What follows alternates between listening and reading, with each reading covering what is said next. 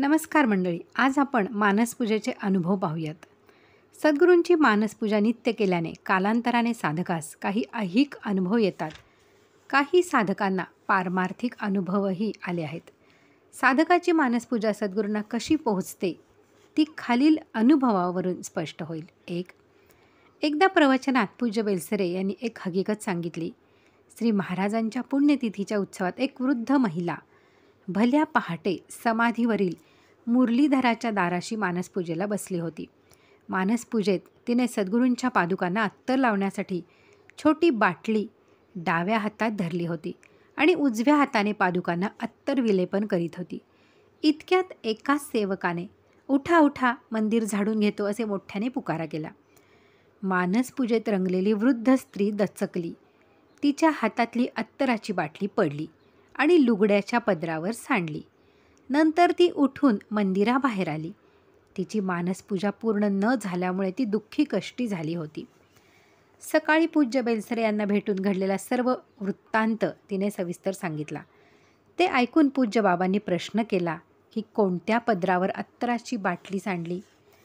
वृद्ध स्त्रीने पायाजवळचा पदर दाखवला. पदरावर नुकतेच सांडलेल्या अत्तराचा डाग स्पष्ट दिसत होता. एवढेच नव्हे तर त्या अत्तराचा सुगंध खोलीभर दरवळत होता.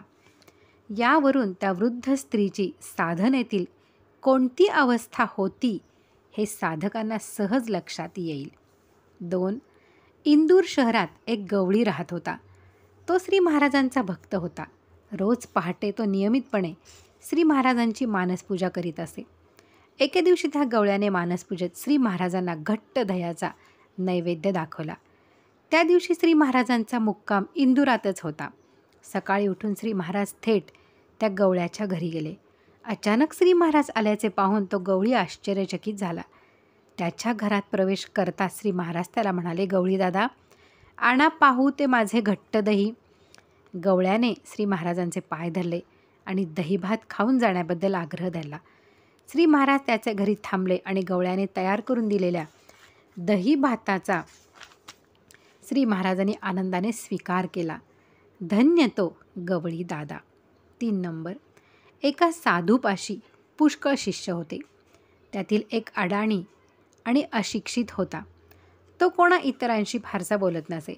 इतर शिष्य रोज प्रातःकाळी स्नान करीत असत. अडाणी आणि मितभाषी शिष्य मात्र कधी स्नान करीत नसे, तर कधीकधी स्नानाला सुट्टी देत असे. असे असले तरी तो नामस्मरण सपाटून करीत असे. एकदा त्याला खूप सर्दी झाली. तेव्हा साधू त्या अडाणी शिष्यास म्हणाला, अरे गंगेत जरा कमी बुड्या मारीत जा. इतर शिष्यांना साधू काय म्हणाले याचा अर्थ कळला नाही. सद्गुरूंच्या बोलण्याचा अर्थ अडाणी शिष्यास बरोबर समजला. याचे कारण तो नियमाने रोज पहाटे मानसपूजा करीत असे. मानसपूजेसच काशीत जाऊन गंगेत स्नान करताना तो पाण्यात खूप वेळा डुंबत असे. स्नान आटोपून मग गुरूंची पूजा करीत असे. या गोष्टीवरून मनोभावे केलेली पूजा भगवंतापर्यंत निश्चित पोहोचू शकते, हा बोध घेण्यासारखा आहे. 4 नंबर. ही सत्य घटना इसवी सन 1932 मधील म्हणजे फार जुनी आहे. मालाड येथे आत्माराम काशीकरांच्या घराशेजारीच श्री महाराजांचा एक भक्त राहत होता. रोज पहाटे उठून श्री महाराजांची मानसपूजा करण्याचा त्याचा नियम होता. एके दिवशी त्याच्या मानसपूजेत बाळणपण 24 तास पुढे ढकलले असा श्री महाराजांचा ध्वनी त्याने स्पष्ट ऐकला. या वाक्याचा अर्थ त्याला समजेना. तो बेचैन झाला.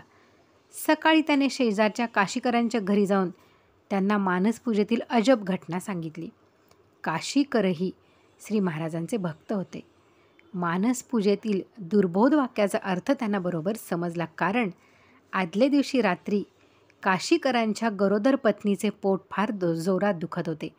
रात्रीच्या वेळी वाहनाची सोय करून परळच्या हॉस्पिटलमध्ये तिला पोहोचवणे ही त्या काळी एक समस्याच होती. काशीकरांनी मनोमन श्री महाराजांना साकडे घातले होते आणि त्यांच्या पत्नीची पोटदुखी थांबली होती.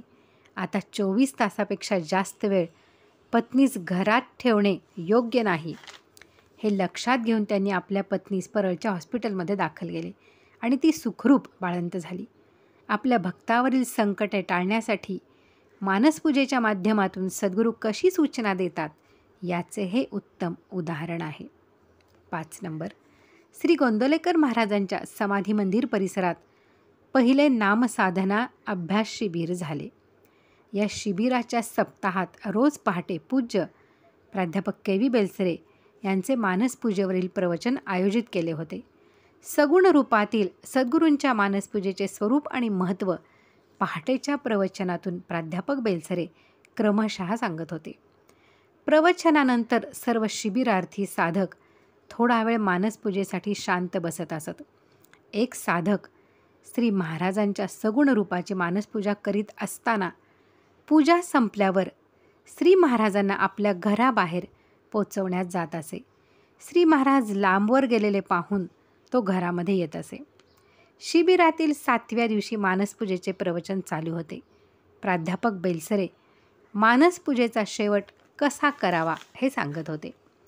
मानसपूजेच्या शेवटी सद्गुरूंना सूक्ष्म रूपात आपल्या हृदयकमळावर विराजमान करावे असे सांगून प्राध्यापक बेलसरे सर्व साधकांना उद्देशून म्हणाले, अहो काय सांगू, साधक मानसपूजेत आपल्या सद्गुरूंना चक्क आपल्या घराबाहेर घालवून देतात, याला काय म्हणावे. हे वाक्य ऐकून मानसपूजेत सद्गुरूंना घराबाहेर पोचवणारा साधक चांगलाच दचकला.